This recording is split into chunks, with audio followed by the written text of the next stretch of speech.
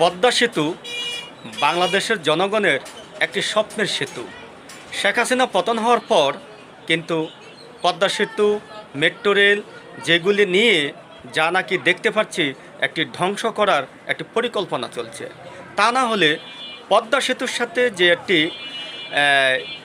Train লাইনের সড়ক যে করা হয়েছিল, সেই সড়কের পিলারের নিচের মাটিগুলি কিভাবে নিয়ে যাওয়া হচ্ছে দেখতে পাচ্ছেন।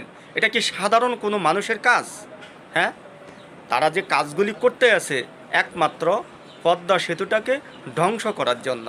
আমরা এমনও কিছু দেখেছিলাম যা নাকি এবারে কোরবানি ঈদে মেট্রো রেলের নিচে গরুর হাট বসানো হয়েছে। যাই হোক, গরুর হাট বসাইয়া সেটা অপমানিত করছে বা যাই কিছু করছে মানলাম, কিন্তু 2 মাসে পড়ার পর সেটা ঠিক হয়ে যাবে।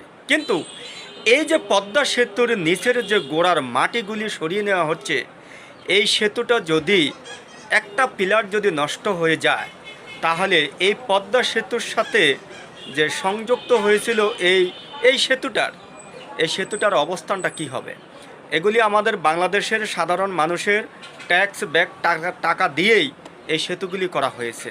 তাহলে এগুলি হলো বাংলাদেশের সম্পদ। এই বাংলাদেশের সম্পদটাকে এভাবে ধ্বংস করতে দেওয়া হবে না। প্রত্যেকটা মানুষ রুখে দাঁড়ান। দাবি একটাই, যারা এই কাজগুলি করেছে অতি দ্রুত যেন তাদেরকে আইনের আওতায় আনা হয়, এবং কি এগুলি যেন আবার সে মাটি ভরাট করে পূর্ণাঙ্গভাবে সেগুলি আবার সমাধান করা হয়।